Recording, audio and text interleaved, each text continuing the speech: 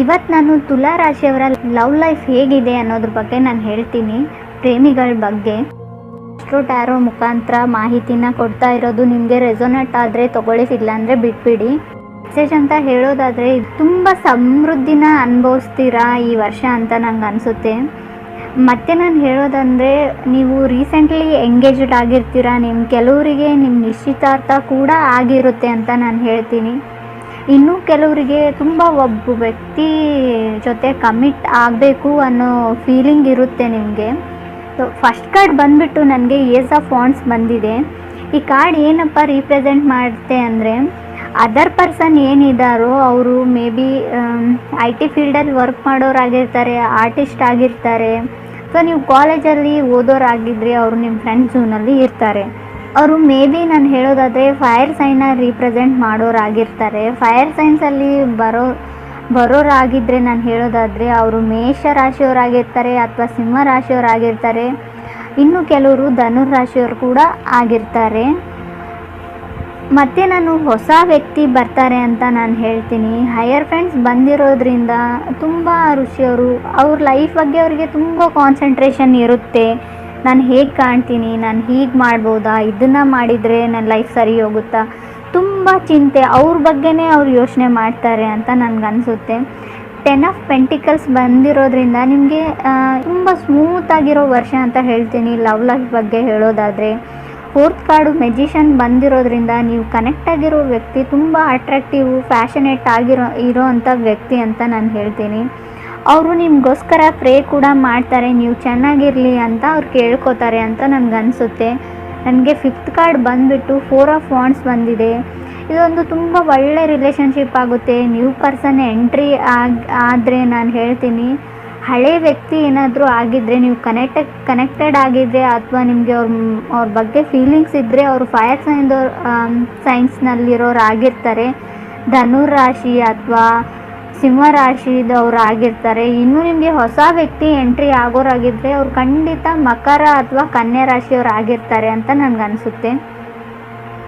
ಇದೊಂದು ಒಳ್ಳೆ ರಿಲೇಷನ್ಶಿಪ್ ಆಗಿರುತ್ತೆ. ನೀವು ತುಂಬ ಸ್ಟೆಬಲ್ ಆಗಿರ್ತೀರ ಋಷಿಯವರು ದುಡ್ಡಿನ ವಿಚಾರದಲ್ಲಿ ಅಂತ ನನಗನ್ಸುತ್ತೆ.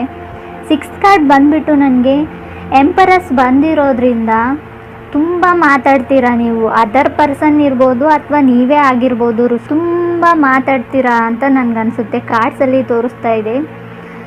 ಮತ್ತು ನೀವು ನಿಮ್ಮ ಗ್ರ್ಯಾಂಡ್ ಪೇರೆಂಟ್ಸ್ ಜೊತೆನೂ ತುಂಬ ಡಿಸ್ಕಸ್ ಮಾಡ್ತೀರಾ ಇದ್ರ ಬಗ್ಗೆ ಅಂತ ನನಗಿಲ್ಲಿ ಕಾರ್ಡ್ಸಲ್ಲಿ ತೋರಿಸ್ತಾ ಇದೆ. ನಿಮ್ಮ ಅಜ್ಜ ಅಥವಾ ಅಜ್ಜಿ ಆಗಿರ್ಬೋದು. 6 ಆಫ್ ಡೈಮಂಡ್ಸ್ ಬಂದಿರೋದ್ರಿಂದ ಜುಪಿಟರ್ ಅಂದರೆ ಗುರುಗ್ರಹದ ಪ್ರಭಾವದಿಂದ ತುಂಬ ಹೇಳಬೇಕಂದ್ರೆ ನಿಮ್ಗೆ ಖಂಡಿತ ಈ ವರ್ಷ ನಿಮ್ಮ ಮ್ಯಾರೇಜ್ ಆಗುತ್ತೆ ಅಂತ ನನಗನ್ಸುತ್ತೆ. ಕೆಲವರಿಗೆ ನಾನು ಹೇಳೋದಾದರೆ ಡಿಸೆಂಬರಲ್ಲಿ ಕೂಡ ಮ್ಯಾರೇಜ್ ಆಗಿರ್ಬೋದು ಅಥವಾ ಶ್ಯೂರ್ಲಿ ಎಂಗೇಜ್ಡ್ ಅಂತೂ ಆಗಿರ್ತೀರ ಅಂತ ನನಗನ್ಸುತ್ತೆ. ಫೂಲ್ ಕಾರ್ಡ್ ಬಂದಿರೋದ್ರಿಂದ ತುಂಬ ನೀವು ಮಸ್ತ್ ಮೂಡಲ್ಲಿರೋ ಅಂಥ ವ್ಯಕ್ತಿ ಅಂತ ನನಗನ್ಸುತ್ತೆ. ಮತ್ತು ನಾನು ಸ್ಟ್ರಾಂಗಾಗಿ ಹೇಳೋದಾದರೆ, ಹೊಸ ವ್ಯಕ್ತಿ ಬರೋರಾದರೆ ನನಗನ್ಸೋದು ಅವ್ರು ಮೇ ಬಿ ಧನುರ್ ರಾಶಿಯವ್ರು ಆಗಿರ್ತಾರೆ. ಸೊ ಶನಿ ತುಂಬ ಸ್ಟ್ರಾಂಗ್ ಆಗಿರುವಂಥ ವ್ಯಕ್ತಿ ಅಂತ ನಂಗೆ ಅನಿಸುತ್ತೆ. ಧನುರ ರಾಶಿಯವ್ರು ಆಗಿರ್ಬೋದು, ಮೇ ಬಿ ಅವ್ರು ಕ್ಯಾಪ್ರಿಕಾನ್ ಮಕರ ರಾಶಿಯವ್ರು ಕೂಡ ಆಗಿರ್ಬೋದು. ಫೈನಲಿ ನಿಮ್ಮ ಮದುವೆ ಖಂಡಿತ ಆಗುತ್ತೆ ಈ ವರ್ಷ ಅಂತ ನಂಗೆ ಅನಿಸುತ್ತೆ. ಹಳೆ ರಿಲೇಷನ್ಶಿಪ್ಪಲ್ಲಿ ಇದ್ದವ್ರಿಗೂ ಕೂಡ ತುಂಬ ಹ್ಯಾಪಿ ಆಗಿರುವಂಥ ಟೈಮು ಅಂತ ಅನಿಸುತ್ತೆ ನನಗೆ. ಇನ್ನು ಮೆಜಿಷಿಯನ್ ಕಾರ್ಡ್ ಬಗ್ಗೆ ಹೇಳೋದಾದರೆ, ಅದರ್ ಪರ್ಸನ್ ತುಂಬ ಮ್ಯಾಗ್ನೆಟಿಕ್.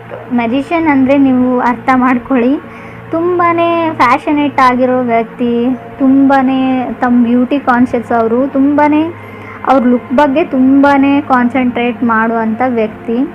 ಅವರು ನಿಮ್ಮನ್ನು ಗಮನಿಸ್ತಾ ಇರ್ತಾರೆ ಅಂತ ನಂಗೆ ಅನಿಸುತ್ತೆ. ಕೆಲವರಿಗೆ ಮಾತ್ರ ಇದು. ಸೊ ನೀವೇ ಅಪ್ರೋಚ್ ಮಾಡಲಿ ಅಂತ ಅವ್ರು ಇರ್ತಾರೆ, ಇಲ್ಲ ಅವ್ರು ಮಾಡ್ತಾರೆ ಅಂತ ನಿಮ್ಗೆ ಅನಿಸಿರುತ್ತೆ. ಸೊ ಈ ಥರ ಕನೆಕ್ಷನ್ ಇರುವಂಥ ವ್ಯಕ್ತಿ ಇರ್ತಾರೆ. ಅವರು ತುಂಬಾ ಫ್ರೆಂಡ್ಸ್ ಜೊತೆ ಮಿಂಗಲ್ ಆಗ್ತಾರೆ. ಅವರು ಫ್ರೆಂಡ್ಶಿಪ್ಗೆ ತುಂಬ ಗೌರವ ಕೊಡೋವಂಥ ವ್ಯಕ್ತಿ ಆಗಿರ್ತಾರೆ. ನಾನು ಈ ಸರ್ತಿ ಎಲ್ಲ ರಾಶಿಯವ್ರಿಗೆ ಹೇಳ್ತೀನಿ, ಇದೊಂದು ರೀಲೊಕೇಶನ್ ಟೈಮ್ ಇದೆ. ಸೊ ನೀವು ರೀಲೊಕೇಟ್ ಆಗ್ತೀರಾ. ಈಗಾಗಲೇ ನೀವು ಯಾವುದೋ ಒಂದು ಊರಿಗೆ ಹೋಗಿರ್ಬೋದು, ಟ್ರಾವೆಲಿಂಗ್ ತೋರಿಸ್ತಾ ಇದೆ. ನೀವು ಟ್ರಾವೆಲ್ ಮಾಡ್ತಿರ್ತೀರಾ ಅಥವಾ ಅದರ್ ಪರ್ಸನ್ ಟ್ರಾವೆಲ್ ಮಾಡ್ತಿರ್ತಾರೆ ಅಂತ ನಂಗೆ ಅನಿಸುತ್ತೆ. 10 ಆಫ್ ಪೆಂಟಿಕಲ್ಸ್ ಬಂದಿರೋದ್ರಿಂದ ನಿಮ್ಮ ಲೈಫ್ ತುಂಬ ನಿಮಗೆ ಫೀಲ್ ಆಗುತ್ತೆ, ಲೈಫ್ ಅಂದರೆ ಈ ಥರ ಇರಬೇಕು ಅಂತ ಕೆಲವರಿಗೆ ಫೀಲ್ ಆಗುತ್ತೆ. ನಿಮ್ಮ ಲೈಫ್ ಬಗ್ಗೆ ನಿಮಗೆ ತುಂಬ ಪ್ರಾಸ್ಪರಿಟಿ, ತುಂಬ ಅಬೆಡೆನ್ಸು, ತುಂಬ ಏನೋ ಲಕ್ ಬಂದಿದೆ ಈ ವರ್ಷ ಅನ್ನೋ ಫೀಲಿಂಗಲ್ಲಿ ನೀವು ಇರ್ತೀರ ಖಂಡಿತ. ಸೊ ನನ್ನ ವಿಡಿಯೋ ನಿಮಗೆ ಇಷ್ಟ ಆಗಿದ್ದರೆ ನನ್ನ ಚಾನಲ್ಗೆ ಸಬ್ಸ್ಕ್ರೈಬ್ ಮಾಡಿ, ಕಮೆಂಟ್ ಮಾಡಿ, ಶೇರ್ ಮಾಡಿ. ನನ್ನ ವಿಡಿಯೋನ ನೋಡಿದ್ದಕ್ಕೆ ನಿಮ್ಮೆಲ್ಲರಿಗೂ ಧನ್ಯವಾದಗಳನ್ನ ನಾನು ಹೇಳ್ತೀನಿ. Thank you all.